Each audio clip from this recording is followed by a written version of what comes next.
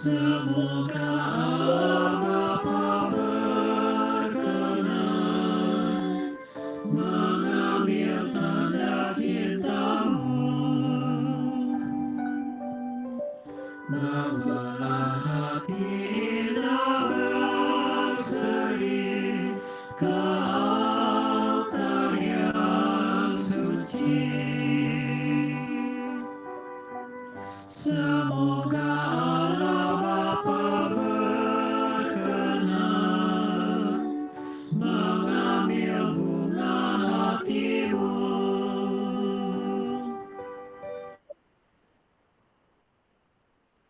Selamat pagi Romo Andalas dan teman-teman yang di Asia, dan selamat sore untuk teman-teman yang di US. Nama saya Lucy dan sore ini kita ketemu lagi dalam program Iman yang Berpikir. Seperti biasa, untuk spring program ini kita akan dibimbing oleh Romo Andalas untuk merasakan rahmat Tuhan yang tercurah setiap saat dan menemukan Tuhan dalam karya sastra dan seni. Dari yang saya dengar, Romo Andalas adalah expertnya untuk topik ini. Jadi kita sangat beruntung untuk bisa belajar langsung dari ahlinya. Sekarang kita sudah masuk ke sesi kelima dan Romo sudah menyiapkan materi yang berjudul menemukan kata-kata Tuhan dalam karya sastra saat dunia dibungkam. Karena Romo juga sudah siap, mari kita langsung masuk ke sesi kita untuk sore ini. Minta tolong Romo buka dulu dengan doa sebelum kita mulai. Terima kasih Romo. Terima kasih Lucy dan para sahabat di BKICU dan Anda di bagian lokasi yang lain. Selamat pagi dari Jogja. Mari kita awali dengan tanda kemenangan Tuhan, demi nama Bapa dan Putra dan Roh Kudus. Amin. Allah, pada kesempatan Mother's Day ini kami ingin berdoa secara khusus bagi para ibu dan para perempuan yang berperan sebagai ibu di BKICU. Dan kami mengalami bahwa gerejamu adalah ibu bagi kami semua yang bernaung di dalamnya.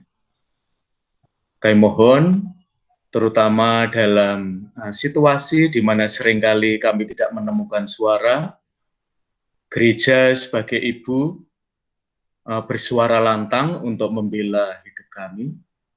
Kami mohon Kau menyertai pembicaraan kami pada pagi hari ini, pada sore hari ini, agar Engkau sendiri yang menuntun diskusi dan juga sharing di antara kami. Demi Kristus Tuhan dan pengantara kami. Amin. Demi nama Bapa dan Putra dan Roh Kudus. Amin. Oke, rekan-rekan, pagi hari ini menurut saya temanya mungkin kalau lihat judulnya terasa berat. Mudah-mudahan nanti dalam diskusi, terutama dengan sharing-sharing Anda ya, pembicaraan ini akan lebih down to earth. Pagi hari ini saya akan memperkenalkan Anda dengan seorang penulis Indonesia yang sangat outstanding. Dia kelahiran Amerika, teman-teman, lahir di Boston sampai SMA, lalu pulang for good ke Indonesia. Jadi mudah-mudahan buat Anda semua yang ada di Amerika, sosok ini jangan asing lagi ya. Ini produk Amerika juga. Namanya adalah Seno Gumiro Adjidharma. Nah, agar kita dapat kesan awal tentang sosok ini, saya minta panitia untuk menayangkan video Seno Gumiro Adjidharma ya. Dia adalah seorang penyair, seorang penulis sastra, terutama cerpen, komik juga ya. Silahkan ditayangkan.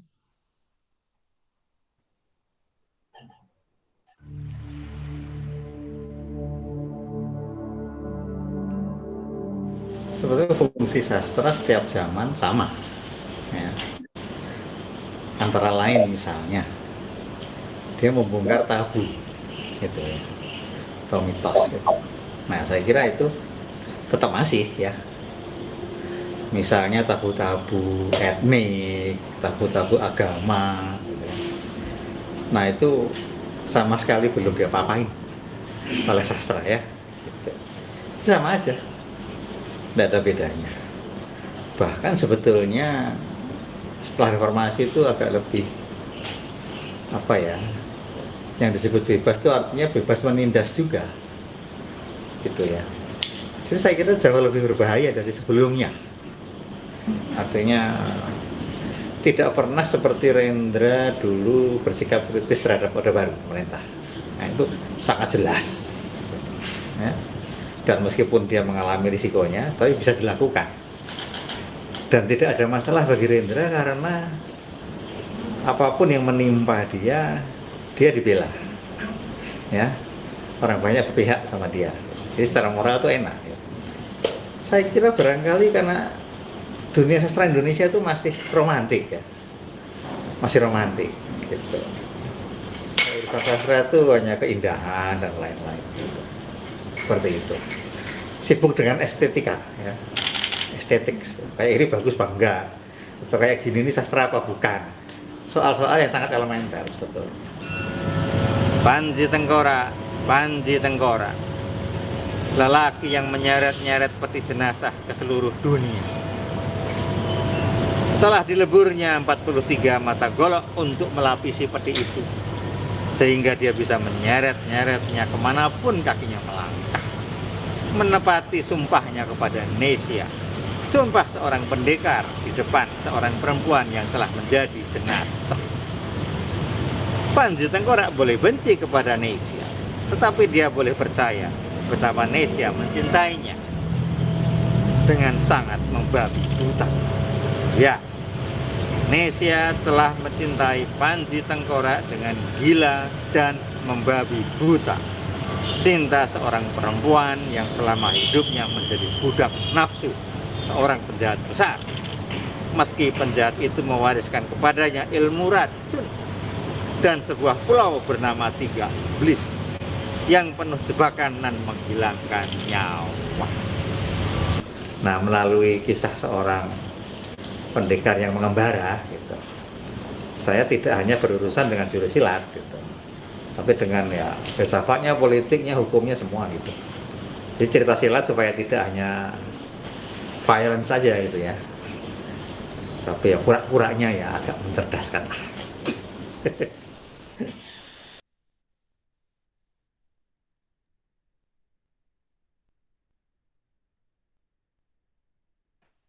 Romol masih di mute. Ya, teman-teman sudah kenalan sedikit dengan Seno Gumiro Adjidharma. Kalau teman-teman ingat dengan tragedi di Timor Leste, lalu juga dengan tragedi Mei 98, sosok ini adalah salah satu penulis yang menyuarakan ya. Misalnya nanti teman-teman silahkan membaca cerpen Clara, salah satu usaha naratif ya untuk mengisahkan penderitaan perempuan yang mengalami kekerasan seksual dalam tragedi Mei. Itu sangat menyentuh ketika dan saya kira sebagian dari warga PKIJU juga Anda mengalami ya peristiwa 98 ketika Anda pindah dari Indonesia ke Amerika. Jadi pengalaman itu tidak jauh dari sebagian dari hidup Anda yang move ke Amerika ya. Nah, salah satu quote ya yang paling sering dikutip tentang Seno Gumiro Adjidharma adalah ketika jurnalisme dibungkam, sastra harus bicara. Nah, ini nanti bisa kita coba dekatkan dengan pengalaman teman-teman. Apakah ketika media-media mainstream itu tidak mau berbicara, tidak mau mewartakan, tidak mau publish, gereja mau bersuara. Dunia yang dibungkam dalam judul acara kita sebenarnya paling mungkin lebih familiar dengan Anda dengan voiceless ya. Jadi ketika kita tidak punya suara, apakah gereja mau menjadi voice of the voiceless ya, suara bagi mereka yang dibungkam. Nah, karena mungkin sebagian dari Anda tidak punya pengalaman politik ya, seperti yang ditulis oleh Seno Gumiro Aji Dharma. Mungkin salah satu yang bisa saya tawarkan kepada Anda pagi hari ini adalah pengalaman Anda dengan komunitas-komunitas yang ada di BKICU. Komunitas BKICU sendiri, mungkin kelompok-kelompok persekutuan doa, komunitas Tritunggal Maha Kudus, lalu juga young adult, dan kelompok Rosario juga, kelompok-kelompok yang ada di BKICU. Pertanyaan saya sangat simpel, teman-teman. Apakah ketika Anda mengalami situasi voiceless, sekurang-kurangnya overburden ya dengan hidup kita, Anda mengalami bahwa komunitas itu menjadi tempat di mana Anda bisa bercerita tentangnya. Nah, saya kira kita semua punya banyak cerita tentang pengalaman komunitas, karena bisa jadi komunitas itu bisa menjadi, karena ini Mother's Day ya, bisa menjadi ibu ya.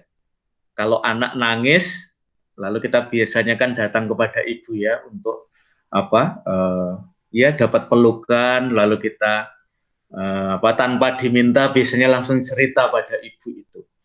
Nah, gereja rekan-rekan adalah laki Esa, gereja adalah perempuan, gereja adalah ibu. Gereja itu bukan il kiesa, gereja itu bukan laki-laki, gereja itu bukan meskipun sekarang ini ya sangat dipromosikan juga devosi kepada Santo Yosef ya. Jadi gereja itu juga punya sosok kebapaan ya, seperti sosok keibuan. Nah, itu teman-teman yang bisa kita sharingkan.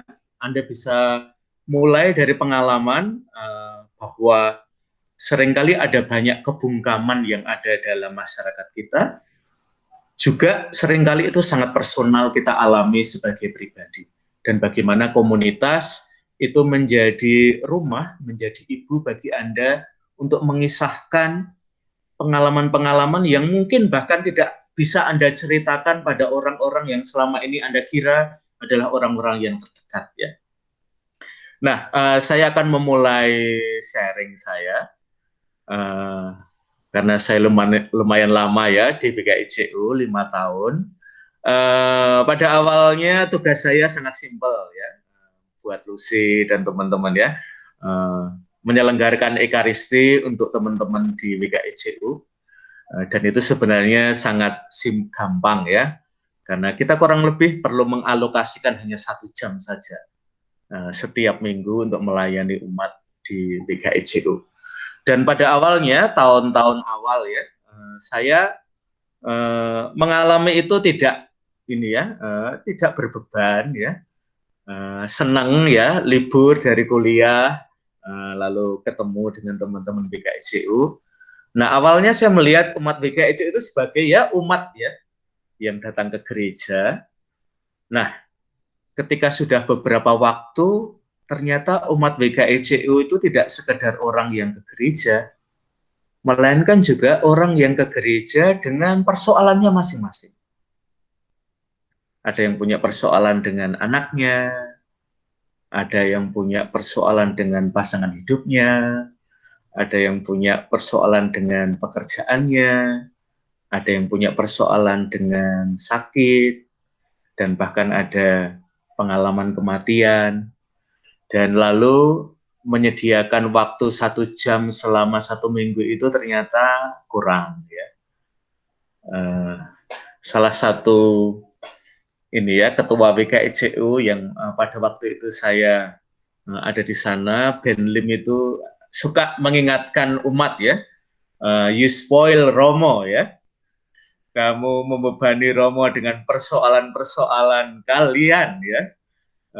Nanti kasihan Romonya ya, Romonya mikir disertasi aja pusing minta ampun, ditambahi dengan persoalan umat. Tetapi rekan-rekan, saya merasa bahwa BKICU adalah family, BKICU adalah ibu bagi banyak dari warga BKICU, bahkan semua warga BKICU. Maka kita mau sharing itu ya teman-teman. apakah ada momen dalam hidup saya ketika saya seringkali berbeban, dan bahkan karena beban itu saya menjadi speechless ya, nggak bisa omong pada siapa. Saya nggak menemukan siapa yang bisa saya ajak omong dalam situasi ini. Dan dalam situasi itu kita menemukan bahwa BKICU ternyata bisa menjadi rumah bagi saya untuk berbicara.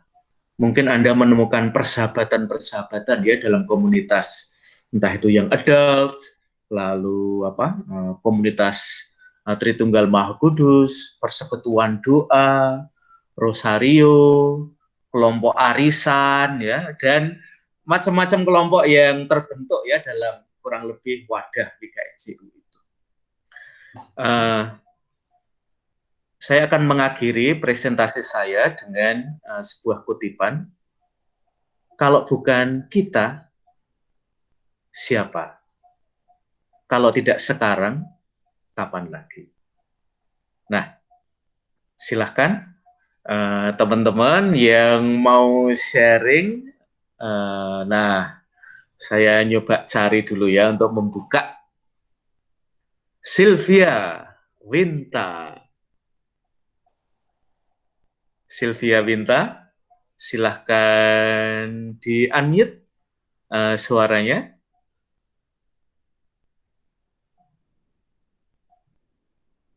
Apakah Sylvia Winta ada? Iya, mau sharing apa? Oke.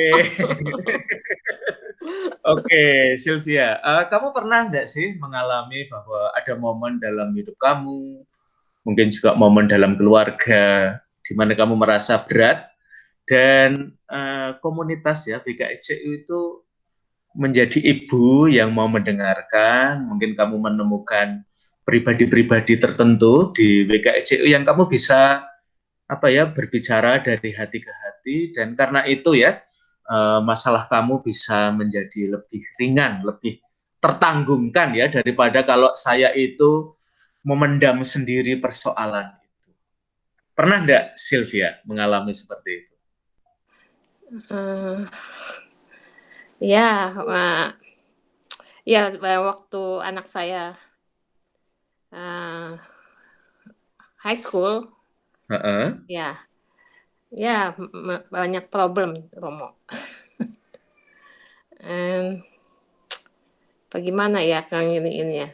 Jadi kan anak yang kalau yang sekolah kayak di Amerika ini, ya ngikutin dari pergaulan dari temennya, ngelihat bagaimana gitu.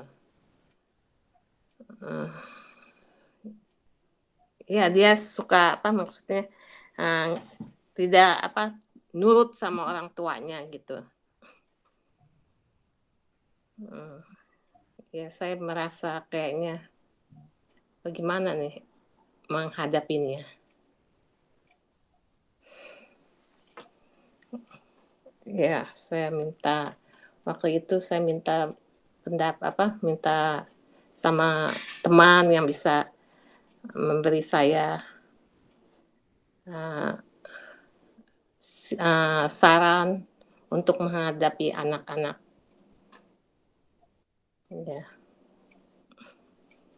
Ya begitulah Romo, bagaimana ininya. Oke, Sylvia ya, jadi ini persoalan yang banyak dialami oleh keluarga-keluarga Katolik Indonesia di Amerika ya, terutama anak-anak yang di public schools ya, di mana pendidikan agama atau bahkan pendidikan kekatolikan barangkali kurang mendapatkan emphasis ya, dan orang tua kerepotan ya, karena situasi public school, pergaulan juga barangkali lebih kurang bisa dikontrol ya dibandingkan kalau kita memasukkan anak kita di private school, apalagi Christian atau Catholic schools ya. Nah, Sylvia, menurut kamu teman-teman yang kamu ajak sharing itu membantu kamu nggak? Sekurang-kurangnya kamu lega ya bahwa bisa sharing dengan mereka dan mungkin bahkan sampai menemukan solusi. Kalau terhadap anak kamu tadi ya. Solusi apa yang diberikan oleh teman-teman kamu, sahabat-sahabat kamu? Ya, bagaimana ya? Ya dia apa? Ya teman saya bilangin secara pelan-pelan ya untuk menghadapinya. Diajak ngomong, ya diajak bicara gitu. Oke ya, jadi diajak bicara, omong ya, dan mungkin untuk teman-teman di Indonesia ya, kelihatannya itu kok simpel banget ya, tetapi tidak sesimpel itu kalau kita tinggal di Amerika ya. Menemukan waktu bersama dengan anak itu seringkali apa ya, rumah itu kayak ini ya, kayak terminal ya, Yes. lalu lalang ya, tapi nggak saling ketemu ya. Iya. Karena apa ya, jadwal yang berbeda, apa ya, apalagi kalau orang tuanya memiliki apa ya, double jobs ya, itu menjadi lebih rumit lagi ya. Oke, Sylvia, Iya. masih ada yang mau ditambahkan? Udah dah Romo, thank you. Oke, Sylvia sudah membuka sharing kita. Apakah ada teman-teman yang sekarang mau gantian sharing tentang pengalaman ada di komunitas WKIJU atau di komunitas di mana Anda bergabung di dalamnya? Apakah komunitas itu bisa menjadi ibu untuk Anda? Ibu berarti Anda bisa datang kapan aja kalau ada sesuatu yang membebani hidup Anda, dan Anda menemukan penghiburan di situ. Sekurang-kurangnya Anda bisa menyampaikan pergumulan Anda tanpa takut ya, nanti ceritakan lagi pada yang lain, tetapi keep it as a secret ya di dalam komunitas itu, dan saya merasa didukung ya dalam pergumulan saya. Silahkan, siapa yang mau sharing?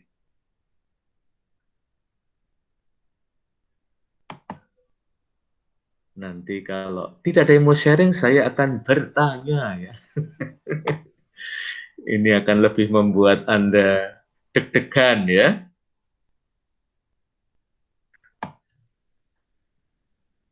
Oke, mungkin sambil nunggu sharing, gimana kalau Om Hokan yang sharing ya? Silahkan di-unmute dulu Om Hokan. Suaranya, mikrofonnya di-on kan? Ya, Halo, sudah Om. halo, Ya, halo. silakan. Sudah bisa saya dengarkan suaranya Om. Ya, saya jadi teringat akan surat dari Romo Desi Ya, Ramadhani. Itu surat dia tulis untuk Grace, dan dia saya muatkan itu di dalam buku saya. Itu Romo Desi mengatakan pada suatu hari dia merasa sangat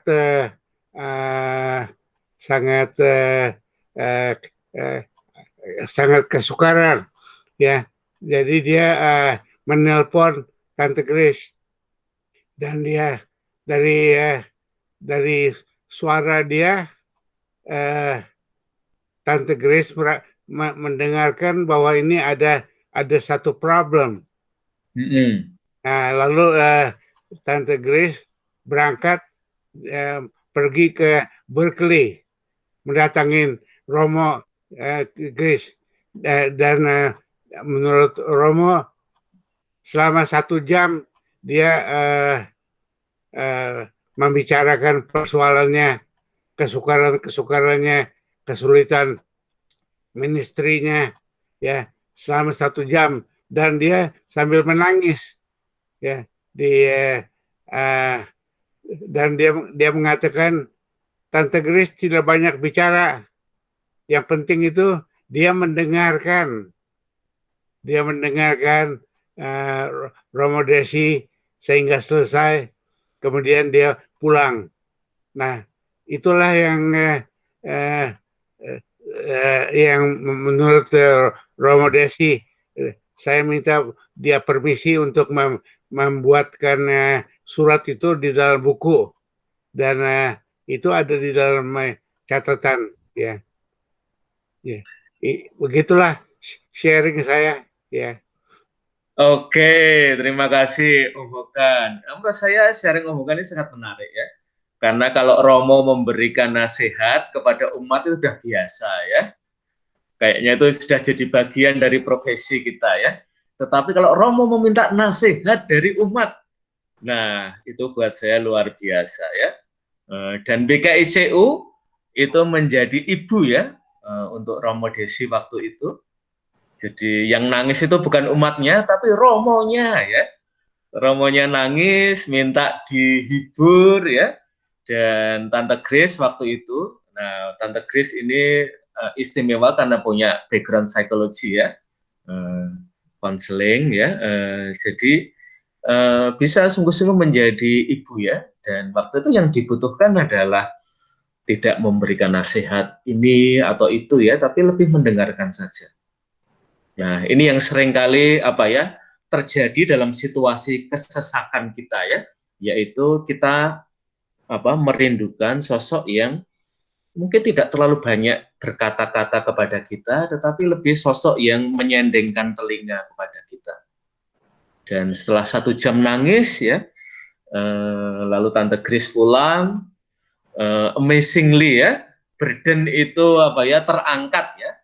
Dan bisa selesai kuliah tepat waktu ya. Ini salah satu pengalaman dari Romo yang mengalami BKIC itu sebagai ibu ya. Tentu juga ada beberapa pengalaman ya teman-teman yang mungkin sebagian warga BKICU belum tahu ya. Karena kadang-kadang keluarga itu kontak saya secara langsung ya, misalnya. Salah satu yang masih saya ingat itu ada sebuah keluarga yang mungkin tidak sering saya lihat ya di BKICU ya. Jadi nah tiba-tiba entah dari siapa keluarga itu mendapatkan nomor telepon saya, pasti dari BKICU ya.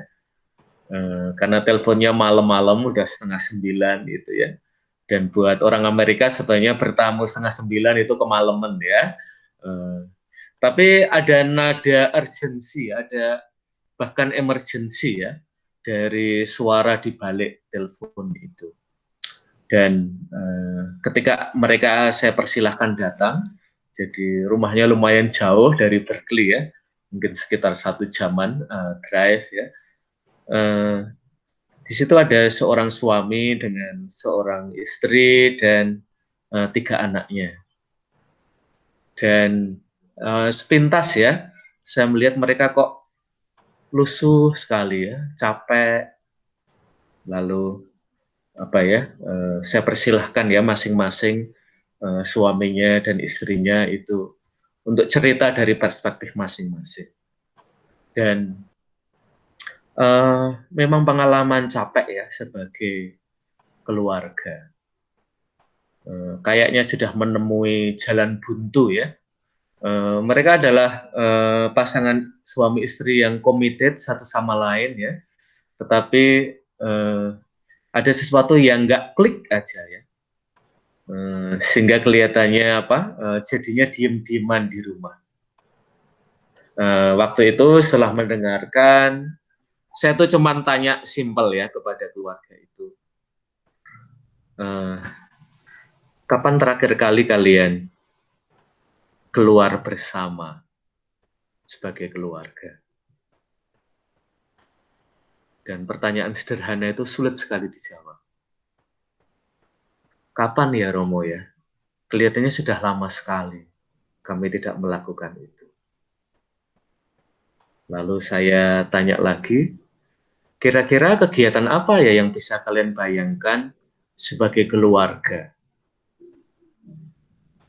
Terus jawabannya juga lebih lama daripada pertanyaan yang pertama.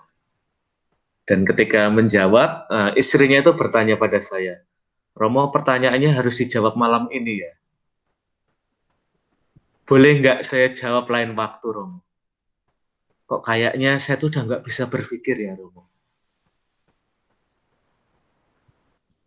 Perjumpaan dengan keluarga itu hanya sekali malam itu. Saya sih berharap bahwa ada perubahan ya. Dan saya mendengar dari warga WKIJ yang lain bahwa ada sesuatu yang berubah ya dalam keluarga itu. Nah, itu teman-teman ya.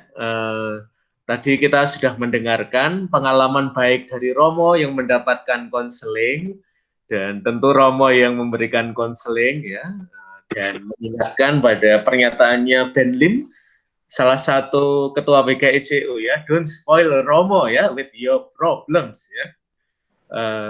Dan saya selalu mengatakan ya, kalian tidak membebani saya ya, justru karena pengalaman-pengalaman itu ya, itu memperkaya sebagai seorang Romo, karena saya sebagai seorang Romo itu baru 1 tahun sebagai seorang Romo, dan setelah itu diminta studi ya.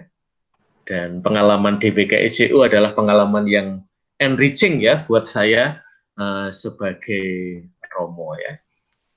Oke, apakah ada yang mau sharing atau harus saya tunjuk lagi?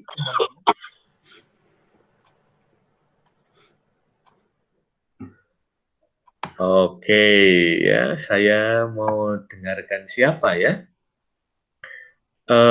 Marta, Konbe, atau Lia Juliana dulu? Saya Anton Romo. Oh, Anton ya. Silakan Anton. Saya mau sharing mengenai melanjutkan Tante Grace, Oh kebaikan. ya, silakan.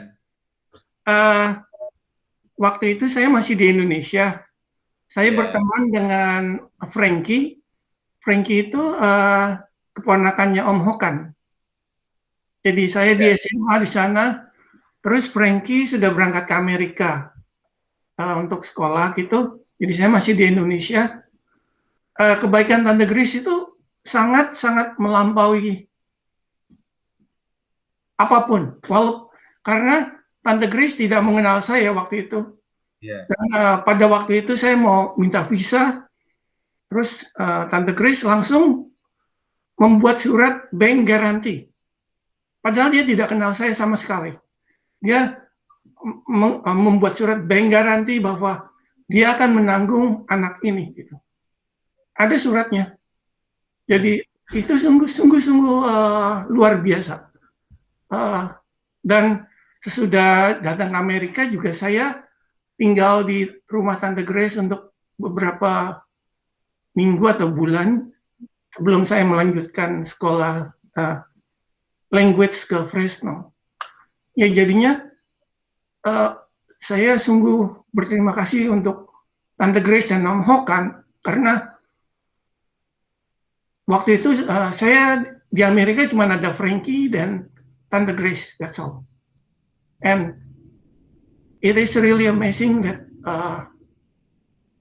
I'm here and I am a little bit kind of successful because of jasa-jasa Tante Grace. Gitu aja sih. Terima kasih Om Hokan. Terima kasih ya Anton sharingnya, dan ini mengingatkan saya ya teman-teman dalam situasi burden gitu, kita seringkali merasa sendirian dan kita mencari ya siapa dari antara orang-orang yang dekat itu yang bisa membantu kita. Dan dari sharingnya Anton, WKICU Tante Grace kan sebenarnya masih orang asing ya, tetapi justru generosity ya itu diberikan oleh orang asing ya, seperti kalau kita membuka teks kitab suci dalam kisah orang Samaria yang baik hati itu ya. Jadi belum ketemu, tidak ada ikatan darah, tidak ada ikatan apapun sebenarnya ya, tetapi justru orang mau mengingatkan diri ya bahwa ini ada seseorang yang membutuhkan bantuan dan saya bisa melakukannya, dan Itu yang terjalin antara Anton dengan keluarganya Om Hokan dan Tante Grace ya.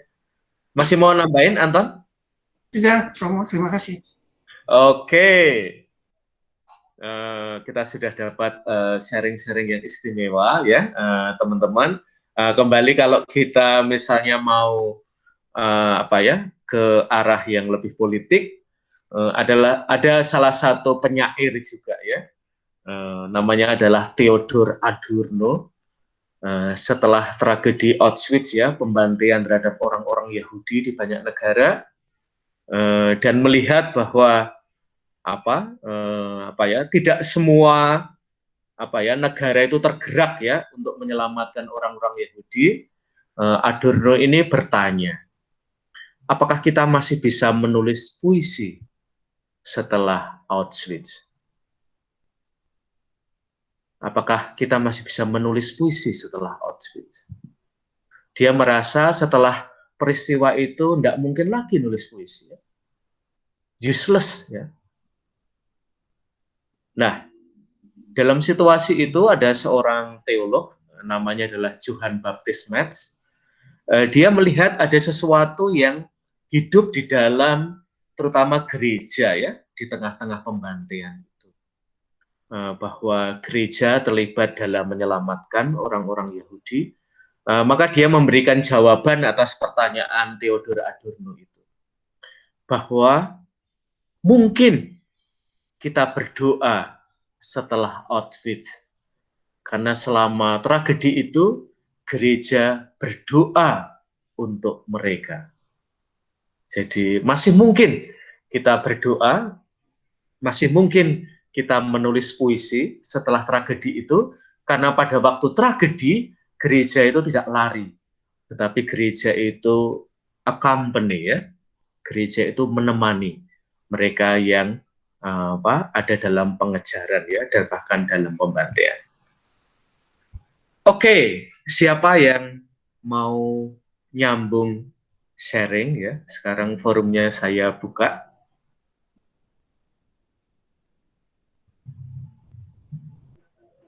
Silakan teman-teman, atau kita dengarkan pengumuman dulu Romo sambil teman-teman berpikir.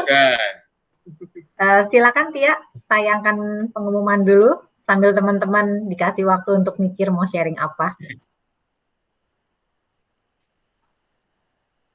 Oke, teman-teman yang ingin membantu supaya program pengajaran di WKICU bisa berjalan lancar dalam bentuk donasi uang, Anda bisa kirimkan cek kepada Marcella Raharjo by post ke alamat berikut ini, atau Anda bisa juga di Zelle ke jovara3@gmail.com. Kepada teman-teman yang sudah setia menabur buat WKICU, terima kasih banyak. Tuhan berkati. Thank you, Tia. Silakan kalau ada teman-teman yang mau sharing, langsung unmute. Sambil menunggu, Romo, ya, saya boleh cerita sedikit sharing? Silahkan. Sebenarnya sih bukan tentang yang Romo tanya barusan ya. Cuman kemarin saya tuh mendapat suatu pengertian baru. Karena ikut program WKICU seri sastra ini, saya jadi ngerti bahwa Tuhan tuh bicara kepada umatnya lewat puisi, karena emang cara ini lebih powerful ya ternyata. Nggak hanya bicara kepada otak, tapi juga kepada hati kita. Sehingga cara itu bisa lebih bikin nancep dan stay longer di memori kita. Karena dulu saya kalau baca kitab-kitab jenis Mazmur atau surat-surat para nabi, itu kan modelnya kebanyakan puisi. Saya tuh punya perasaan, aduh ini Tuhan seperti mau nyusah-nyusahin aja ya. Mau ngomong aja pakai muter-muter, caranya panjang, bikin bosen, dan ternyata saya juga nggak ngerti gitu. Tapi kemarin waktu di sesi kita kan Romo tampilkan karya sastra zaman kita sekarang, klip-klip, artikel, terus juga puisinya Joko Pinurbo yang kemarin itu kan pakai gaya bahasa masa kini yang saya bisa ngerti ya. Jadi buat saya tuh keindahannya terasa dan juga membekas lebih dalam, lebih lama gitu.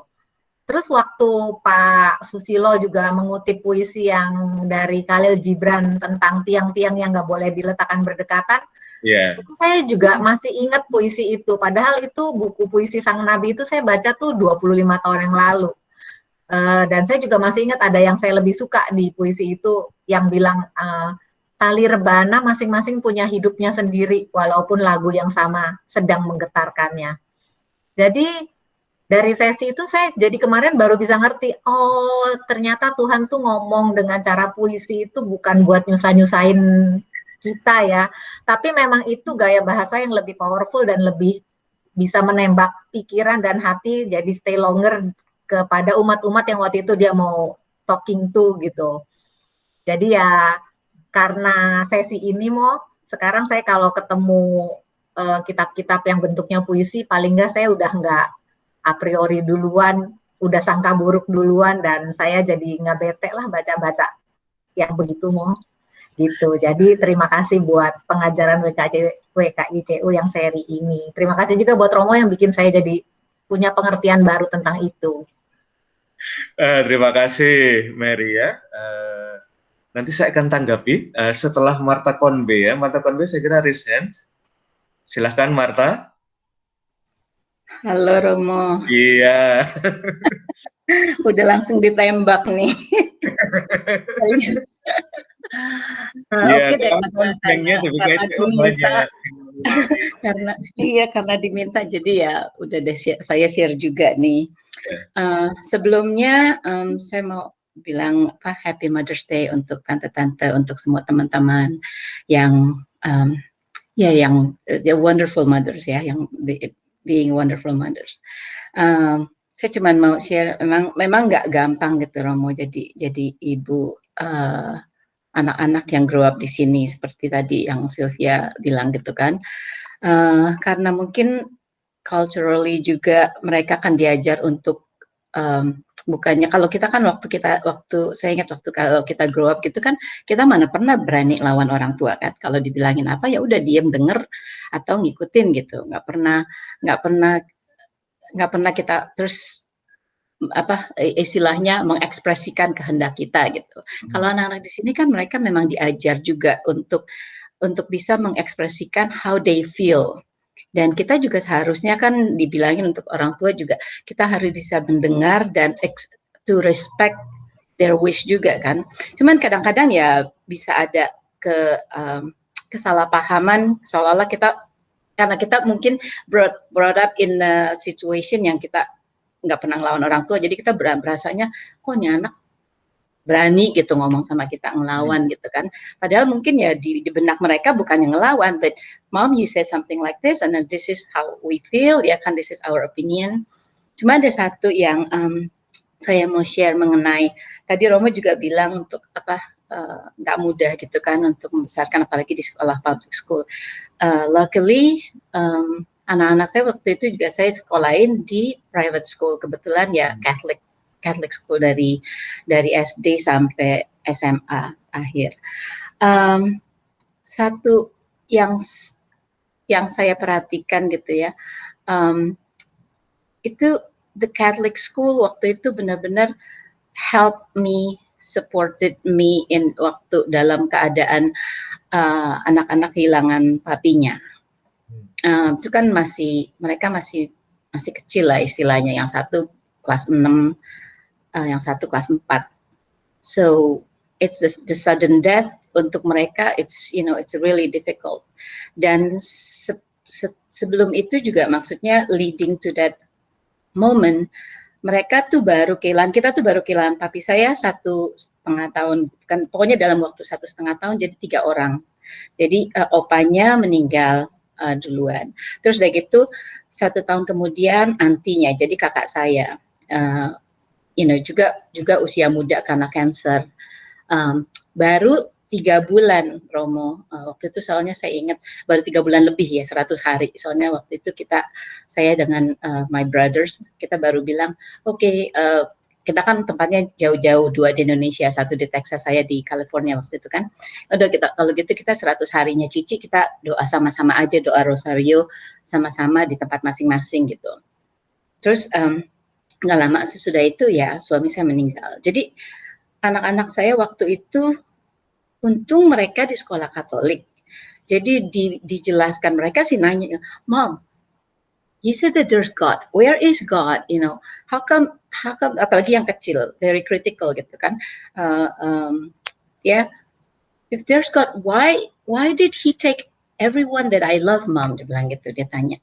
Jadi dia tuh merasa semua yang dia cintai dan mencintai dia itu diambil sama Tuhan cepat gitu.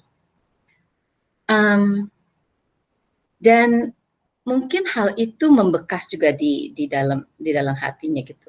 Soalnya waktu dia growing up a teenager, I feel like, you know, she just create a distance with me. Karena seolah-olah dia takut kalau saya mencintai mami begitu dalam,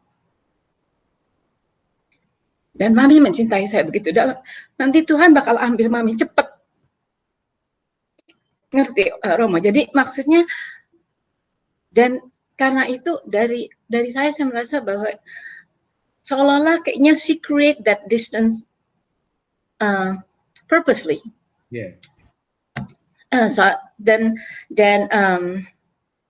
yang lucu lagi, nggak lama juga, maksudnya beberapa, ya mungkin 2-3 tahun ya, kita kan ada anjing 2, sama juga, terus anjing juga yang dia kan sayang gitu kan, sayang anjing, sampai dia tuh bener-bener bawling gitu, Romo, sampai nangis, sampai nggak ini ya, uncontrollably. Tapi yang saya bilang itu, saat itu saya ingat Father Brandon dari Holy Spirit, kan mereka sekolah di Holy Spirit di Almaden. Itu he really helped them juga with the school, kepala sekolahnya segala macam. Dia yang bilang, okay, so why don't you have your children come over here? So, jadi kita duduk barengan. Terus ya saya bilangin mereka gitu kan, maksudnya bahwa their daddy is, you know, ya dipanggil Tuhan itu bukan karena Tuhan gimana gitu kan. Nah, terus juga dia jadi pastornya juga menjelaskan, terus to give comfort, terus salah satunya juga dari kepala sekolah, terus mereka, you know, kalau anak-anak di itu masih mending gitu ya, maksudnya mereka tuh supportive juga teman-temannya. Waktu itu my son, saya tuh khawatir gitu, dia tidak menunjukkan ekspresi. Jadi yang kita takutkan justru kalau the kid does not show any expression, sad expression, empathy or whatever, so jadi di keep di inside gitu kan. Terus saya dengan gurunya waktu itu, saya bilangin, please watch, kan gurunya juga bilang, so I'm just a little concerned katanya gitu, because Billy dalam waktu recess he didn't want to play katanya, he always sit down by himself, just read the book, you know, didn't want to play with others. Terus saya bilang, ya tolong diperhatiin, terus kalau bisa di ini. Terus akhirnya nah justru itu karena untungnya itu Catholic School, jadi one on one, terus begitu saya dikasih progress, istilahnya progress report. Terus he told me, yeah, so I told Billy, okay, so you know during recess there's no book allowed katanya. Jadi mau nggak mau dia keluar, terus dia, gurunya juga ternyata bilangin teman-temannya suruh ajak dia main segala macam. So ya saya mau share ya kayak gitu aja sih. The support is really important untuk waktu itu untuk anak-anak saya. Well, you know, at the same time saya juga dapat support juga banyak dari community di Waikiju gitu kan. Walaupun something yang simple gitu, their friendship, so their attention gitu. Terus the warmth, ya kan, feelings itu make a difference ya Romo. Jadi ya I thank you juga untuk semua teman-teman di Waikiju untuk dan saya juga ingat soalnya waktu kita formulate anggaran dasar, anggaran rumah tangga sama semua yang kayak Om Hokan segala gitu kan, sama Tante Swan. Terus Tante Erlin, Tante, di tempat Om Lukas waktu itu kan Indonesia Cafe, kita sambil makan kadang-kadang. Ya, tapi waktu itu saya masih mudika. Jadi ya, it's fun. Ya, so cuman gitu aja Romo. Jadi community Waikicu membantu dan udah gitu saya juga masukin anak-anak sebagai altar server, terus join di choir. Jadi mainnya gitu pikirannya kan nggak terlalu ini, dan mereka bisa merasakan support sama friendship dari teman-teman semua, yang guru-gurunya juga very very helpful gitu, very supportive. Ya gitu aja Romo. Makasih. Terima kasih Marta atas sharingnya ya. Saya selalu senang ya lihat Marta nanti dengan apa ya, and her generations ya. Kalau kumpul itu banyak gitu ya. Karena buat saya itu tanda komunitas yang baik ya. Kita selalu punya apa ya, alasan ya untuk kumpul ya. Bisa ulang tahun, bisa housewarming, atau kelulusan, dapat green card.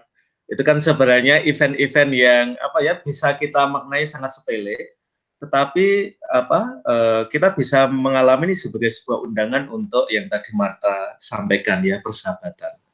Dan justru di situ ya, terutama pada momen-momen yang sulit seperti tadi diceritakan, pengalaman kematian adalah pengalaman, apalagi kematian dini ya, premature death ya, itu adalah pengalaman yang mungkin ini ya, banyak dari kita mencoba mencari jawabannya ya. Tetapi barangkali yang lebih dibutuhkan bukan jawaban ya, tetapi ada pribadi yang mau dengerin pertanyaan itu. Perjumpaan saya dengan keluarga-keluarga yang salah satu anggotanya meninggal, apalagi pada usia yang kita sebut ya belum lansia ya. Pertanyaannya kurang lebih seperti yang ditanyakan oleh anaknya Marta ya. Mengapa Tuhan itu memanggil orang-orang yang sangat saya cintai? Mengapa Allah itu mengambil orang-orang yang masih sangat saya butuhkan dalam hidup? Dan tadi saya senang ya bahwa Marta mengungkap sesuatu yang sangat penting ya, bahwa itu bisa ternyata punya efek ya, create distance ya. Lalu apa, mencintai itu menjadi sangat berisiko ya, karena kemudian risikonya adalah ditinggalkan. Lalu orang barangkali lalu apa ya, maju mundur ya dalam mengambil komitmen ya, apalagi yang dalam konteks Marta itu ya, anak mencintai Marta ya. Bayangkanlah ya, kalau anak mengambil distance ya dari orang yang dia kasihi ya, itu rasanya pasti berat banget ya, juga dengan lingkungan sekitarnya. Dan di situ saya kira pengalaman gereja dalam kehidupan Marta ya, juga dalam kehidupan anak-anak, bahwa ya apa ya, mencintai itu berisiko dan risiko itu diambil ya. Dalam diri komunitas yang apa ya, menemani, lalu membuat kegiatan bersama. Resikonya ya kalau dalam hidup berkomunitas kadang-kadang ada luka ya. Tetapi kalau kita tidak mengambil risiko itu ya, kita nggak sungguh-sungguh bisa membangun komunitas ya. Karena ya justru kedalaman komunitas itu seringkali apa ya, membuat kita misalnya berbeda pendapat, atau tadi dalam pengalaman Marta kita apa ya, mengumpulkan pendapat ya sebagai mudika ya. Lalu nyambung yang disaringkan Lucy ya, kalau dalam bahasa Seno Gumiro Aji Dharma itu karya sastra itu seringkali surrealis ya, dan karena itu seringkali ini apa sih, apa ya, mau apa sih tulisan ini ya, kok saya baca-baca nggak nah lah ya, karena memang karya sastra itu seringkali memilih gaya itu ya, jadi tidak menampilkan realitas secara telanjang ya kepada kita. Maka memang diharapkan ya, kita sebagai pembaca kitab suci ya, kita seringkali perlu upgrade ya, sehingga kita tidak harus jadi penyair seperti Seno Gumiro ya, tapi sekurang-kurangnya kita punya tools ya untuk membaca, sehingga keindahan yang tersembunyi dalam yang surrealis itu lalu tertangkap oleh kita ya. Maka biasanya kalau saya diminta, Romo baca kitab suci yang mana dulu ya. Nah ini saya biasanya tidak akan meminta Anda untuk membaca chronologically ya, dari Kejadian sampai kitab Wahyu gitu. Mungkin yang saya usulkan adalah gunakanlah pengalaman hidup kamu untuk mencari perikop kitab suci yang kena dengan hidup kamu, yang relatable dengan kamu. Mulai aja dari situ ya, dan nanti bagian-bagian kitab suci lain akan kita baca secara cepat ya. Nah, kalau membaca secara konvensional ya nanti akan jadi kayak kewajiban aja ya, dari Kejadian sampai Wahyu ya. Tetapi kalau kita bisa relate ya pengalaman kita dengan pengalaman kitab suci, saya kira itu nanti apa ya secara otomatis ya bagian-bagian dari kitab suci tanpa harus kita minta akan dibaca. Dan itu yang dikatakan oleh Seno Gumiro Aji Dharma juga ya, terkait dengan sharingnya Lucy. Kapan sebuah karya sastra itu kita pandang baik ya? Tidak selalu yang bestseller ya. Karya sastra yang baik itu adalah karya sastra yang bergema kepada kita setelah kita selesai membacanya. Seperti Lucy tadi ya, saya juga senang Khalil Gibran ya, tapi bagian itu tidak pernah saya baca Lucy ya, dari Sang Nabi ya, kamu sampai apal ya. Itu buat saya istimewa ya, berarti bagian itu bergema untuk kamu ya, seperti juga Susilo Ikhwan ya, minggu yang lalu juga menyebut soal pilar, itu juga bagian dari Khalil Gibran, saya hampir sudah baca semuanya ya, tapi bagian itu apa ya, belum menyentuh saya ya. Yang menyentuh saya itu adalah kisah Maria Magdalena ya. Bahwa Yesus itu adalah orang yang mengusir 7 naga dari hidupnya ya. Itu buat saya keren banget ya, cara Khalil Gibran apa ya, bagaimana perjumpaan dengan Yesus itu mengubah hidup Maria dari Magdala. Oke, terima kasih Marta juga Mary. Wah, ternyata kita udah harus selesai ya. Apakah masih ada yang mau tanya terakhir atau sharing terakhir? Silakan yang mau tanya atau sharing terakhir. Romo masih kasih bonus kesempatan 1 orang. Romo nih Lia. Oh iya, silakan Lia. Cuman sharing sedikit. Silakan. Saya waktu pertama kali pindah dari Indonesia ke Amerika. Di Indonesia saya lebih kehidupan kerja ke gereja cuma sekali di hari Minggu gitu. Tapi begitu pindah ke Amerika, ikut langsung komunitas, ATM, dan gereja, ikut volunteer. Tapi saya masih belum ada improvement dalam kehidupan rohani saya lebih jadi menganggap ikut komunitas tuh seperti dunia kerja juga.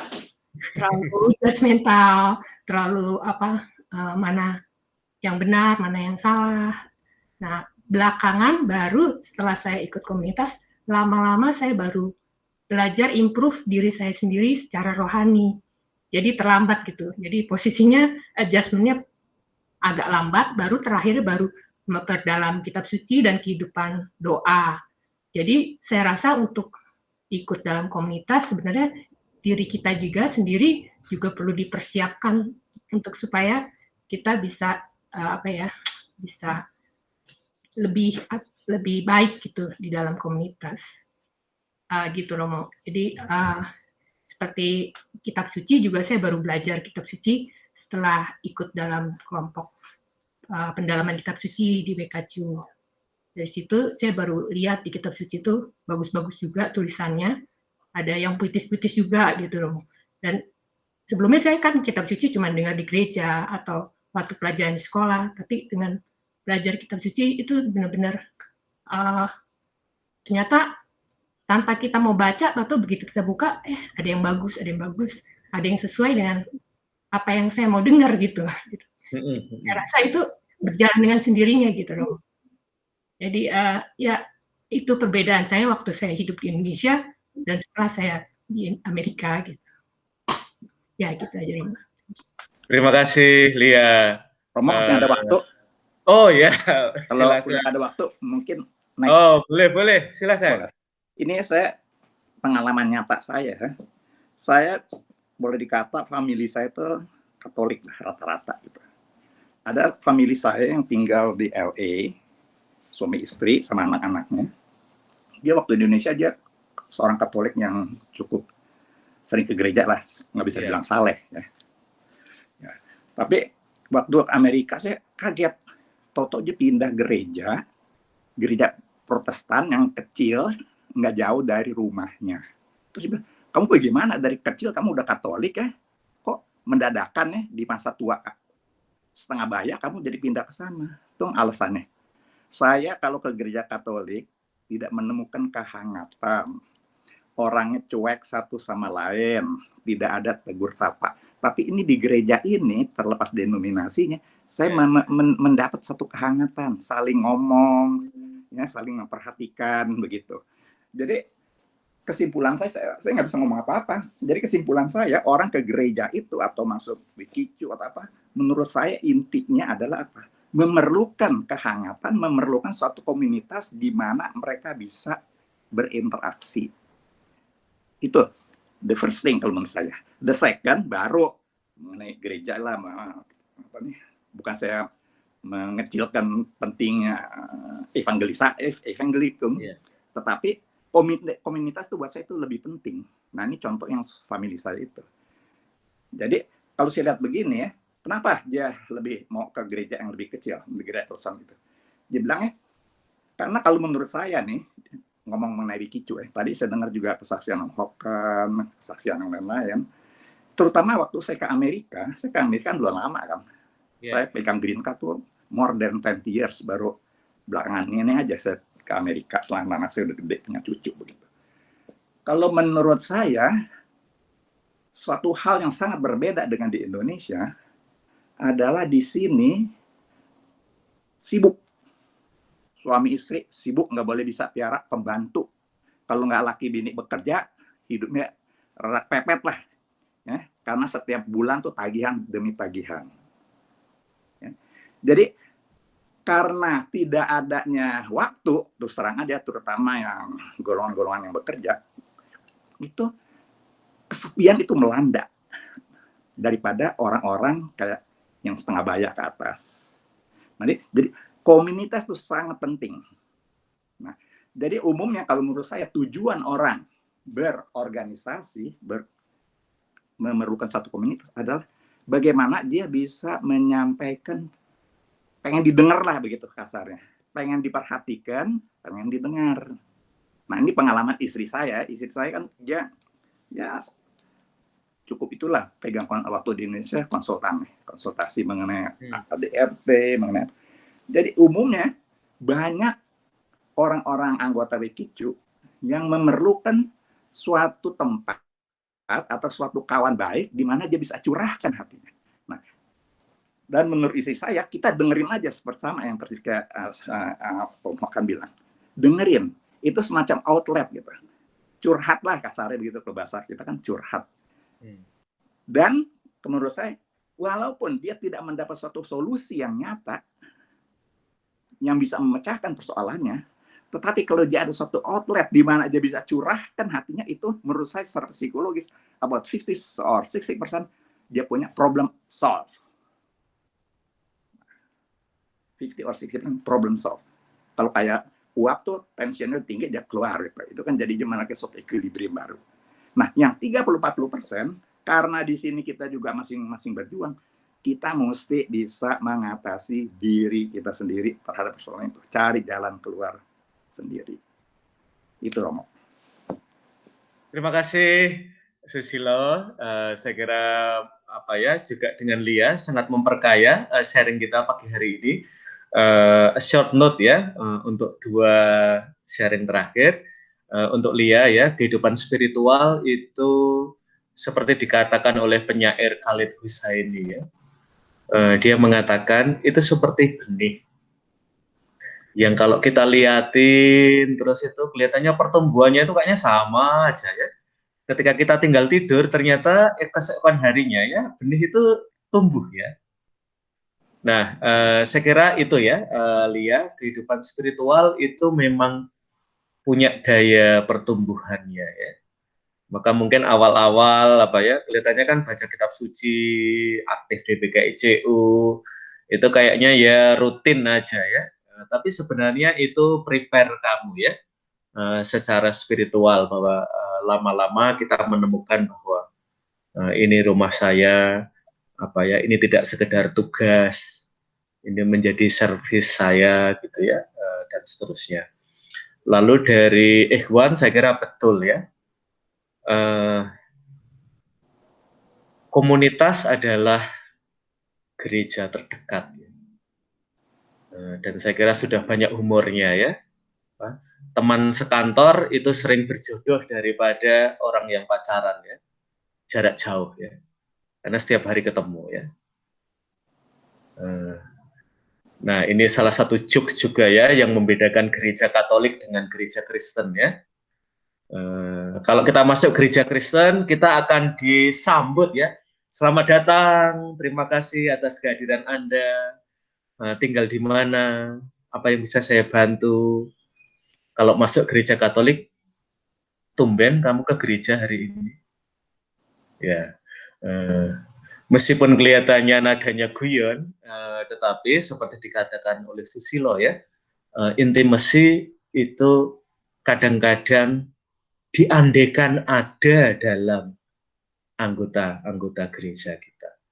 Dan saya kira ini challenge untuk komunitas-komunitas yang sudah berusia ya, seperti BKICU, mungkin juga di paroki-paroki di mana Anda terlibat, kadang-kadang intimasi itu tiba-tiba saja ya hilang ya. Karena kita tidak merawatnya lagi. Dan saya kira ini kekuatan ya, terutama gereja-gereja kecil ya, bahwa intimasi itu menjadi sesuatu yang apa? Ya menjadi jiwa dari gereja itu ya. Maka seringkali gereja besar kalah oleh gereja kecil ya, karena gereja kecil itu bisa dekat. Sementara di gereja besar ya, dipersilahkan masuk aja tidak ya. Nyari tempat sendiri, ya. Selama Ekaristi juga seringkali nggak disapa, pulang juga tidak ada yang mengatakan sampai ketemu lagi, dan dalam bingkai itu ya, Paus Fransiskus mengatakan gereja butuh sosok ibu, karena gereja itu tanpa ibu jadi sepi, jadi dingin.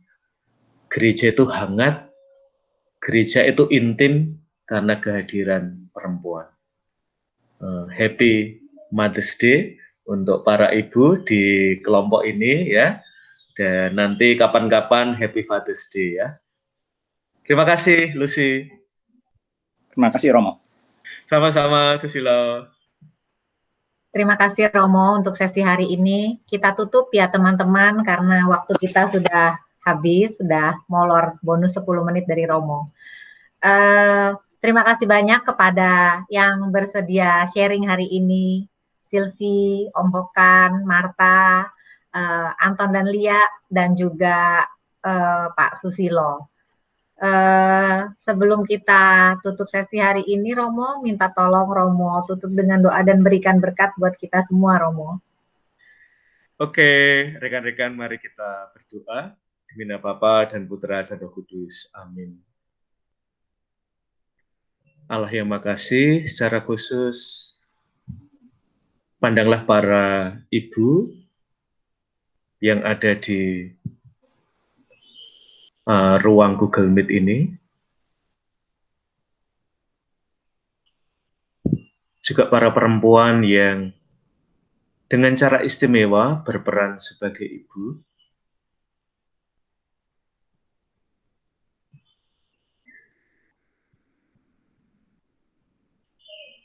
melalui kehadiran mereka, gereja sebagai ibu menjadi semakin terlihat, terutama ketika anak-anaknya menangis, meminta perlindungan, ingin didengarkan, mendambakan kehangatan. Semoga komunitas-komunitas Kristiani teristimewa PKJU tetap menjadi ibu bagi semua yang bernaung di dalamnya. Dan secara istimewa bagi para ibu, semoga berkat Allah senantiasa menyertai kalian di bina Bapa dan Putra dan Roh Kudus. Amin. Terima kasih. Terima kasih, Terima kasih banyak Romo. Ya. Terima kasih, Romo. Terima kasih, Romo. Sama-sama.